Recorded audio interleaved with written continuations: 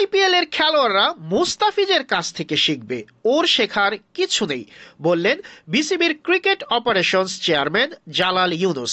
চলতি মাসেই 5 ম্যাচের টি-20 সিরিজ খেলতে বাংলাদেশে আসবে জিম্বাবুয়ে ক্রিকেট দল, আর সিরিজটির শুরু থেকেই খেলবেন মুস্তাফিজুর রহমান। আইপিএলে খেলতে বর্তমানে ভারতে অবস্থান করছেন টাইগার এই পেসার। প্রথমে 30 এপ্রিল পর্যন্ত ছাড়পত্র ছিল মুস্তাফিজের, পরে আরও একদিন বাড়িয়েছে বিসিবি।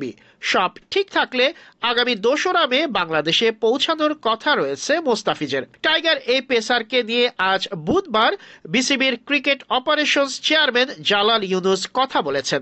বিসিবির এই পরিচালক জানালেন, আইপিএল থেকে তার শেখার কিছু নেই।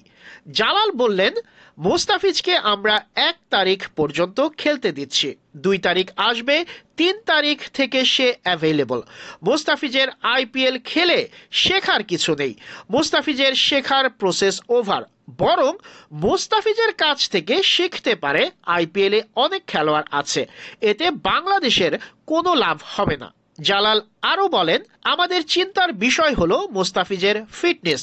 তারা চাইবে তার থেকে 100% নেওয়ার জন্য। তার ফিটনেস নিয়ে তাদের মাথা ব্যথা নেই, আমাদের আছে। আমরা মুস্তাফিজকে ফেরত আনার কারণ শুধু জিম্বাবুয়ে সিরিজকে খেলানো না, এখানে আনলে আমাদের ওয়ার্কলোড দিয়েই ওকে প্ল্যান দেব, কিন্তু আইপিএলে থাকলে সেই প্ল্যান হবে না।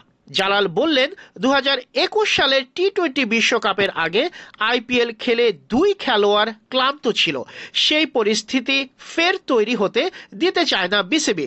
তিনি বলেন, 2021 সালে 2 জন খেলোয়াড় আইপিএল খেলে বিশ্বকাপে যোগ দিয়েছিল, তারা বলছে তারা ক্লান্ত ছিল। আমরা ওই পরিস্থিতি তৈরি করতে চাই না।